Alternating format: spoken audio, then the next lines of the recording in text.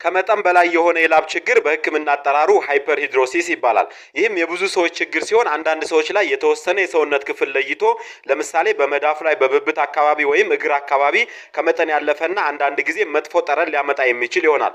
ሌሎች ላይ ደግሞ ሙሉ የሰውነትን ሊያጠቃልል ይችላል። ከመጠን በላይ የሆነ የላብ ችግር ከፍተኛ የሰውነት ሙቀት ስለሚፈጥር ምቾት ይነሳል፣ መጥፎ የእግር ጠረን ወይም መጥፎ አጠቃላይ የሰውነት ጠረን በማምጣት ማህበራዊ እንዲሁም ስነ ልቦናዊ ጫና ሊያመጣ ይችላል።